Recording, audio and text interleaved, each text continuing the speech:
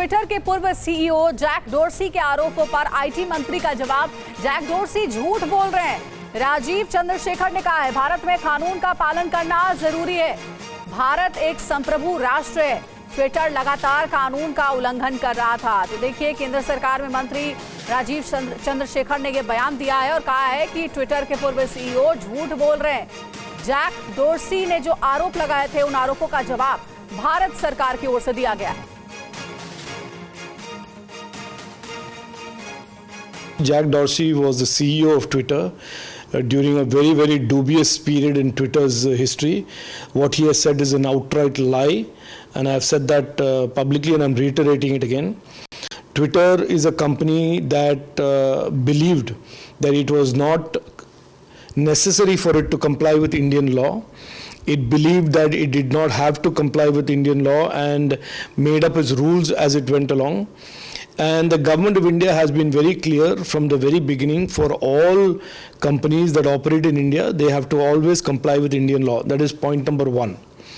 Point number two, I just want to refresh Jack Dorsey's memory and certainly all your viewers that between 2020 and 2022, Twitter was violating Indian law multiple times, and it was in non-compliance several times during those two years, and it started complying only in June 2022. During the entire period, nobody went to jail, nobody was raided, and so Jack Dorsey, knowing fully well that Twitter did not comply with Indian law and did not face any consequence of that, is today lying and making up this story about raids and arrests. बड़ी खबर यह कि Twitter के पूर्व CEO Jack dorsi के बड़े आरोप थे। किसान आंदोलन के दौरान भारत सरकार ने बनाया था दबाव, ये कहना है जैक डोर्सी का। ट्विटर को भारत में बंद करने की भी धमकी दी गई थी। साथ ही कई ट्विटर अकाउंट को ब्लॉक करने के निर्देश दिए थे। जैक डोर्सी, ट्विटर के पूर्व सीईओ का ये आरोप है भारत सरकार पर। तो वहीं ट्विटर के पूर्व सीईओ पर अनुराग ठाकुर का हमला। जैक डोर्सी सफेद झूठ बोल रहे हैं, अनुराग ठाकुर ने यह कहा है।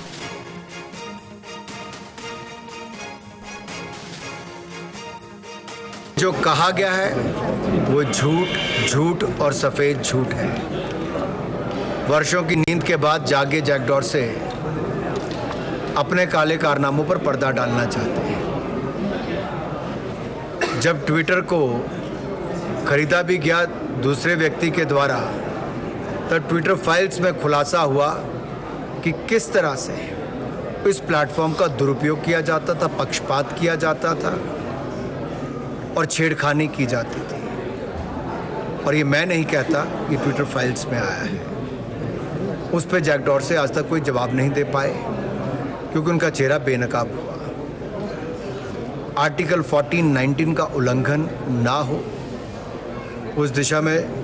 और दूसरा, राजीव चंद्रशेखर जी जो हमारे minister of state for information technology हैं, उन्होंने अपना बहुत विस्तृत इस पे जवाब दिया है, जो अपने आप में देश के सामने पूरी जानकारी रखता है और सच्चाई सामने लाता है और दिखाता है कि कैसे जैक डोर्सी ने झूठ बोला है और केवल राजनीति करने का प्रयास किया है। तो वही कांग्रेस का केंद्र सरकार पर निशाना। सरकार ने किसानों की आवाज को दबाया है। कांग्रेस का कहना है सरकार ने ट्विटर को धमकाया, ट्विटर को बैन करने की धमकी भी दी गई। ये कहानी सिर्फ ट्विटर तक सीमित नहीं है। हम सबको पता है कौन से पेज डिलीट होते हैं, हम सबको पता है किसके पोस्ट डिलीट कराए जाते हैं, फेसबुक से यूट्यूब पर किसको रिस्ट्रिक्शन करा जाता है, ये सर्वविदित है।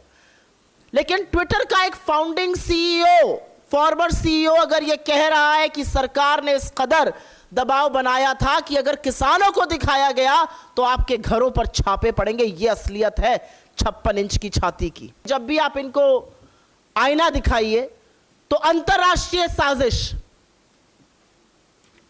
का एक बहाना बनाया जाता है। और जैसा कि हमेशा होता है, सरकार की ओर से एक बेसिर पैर का ट्विटर ने फलाने कानून का उल्लंघन किया। किस कानून का उल्लंघन किया किसी को नहीं पता है। हाँ, एक कानून का उल्लंघन किया, शायद चरण वंदन पे थोड़ी कमी कर दी होगी, यह कानून का उल्लंघन था। एक और अहम खबर है। ट्विटर विवाद पर बोले राकेश टिकैत, सरकार ने कंपनियों पर दबाव बनाया, सरकार ने बहुत से अकाउंट बंद करवाए, ये राकेश टिकैत का भी आरोप है। उसमें उनके ऊपर भारत सरकार का ये दबाव था, रिक्वेस्ट भेजती थी भारत सरकार कि किसान आंदोलन को जो ज़्यादा हाईलाइट कर रहे हैं उन अकाउंट को बंद करा जाए, उनकी रीच कम हो, उनको कम दिखा जाए। ये हुआ है। क्या कहेंगे, किस तरह का दबाव था? उन्होंने, जैक डॉर्सी ने दावा भी किया है ट्विटर अकाउंट्स कई बंद किए गए, कहा गया भारत की जो कंपनियां, किसान के दफ्तर हैं, उन सबको बंद करने के इस तरह का दबाव। बिल्कुल था दबाव, भारत सरकार का दबाव रहता है।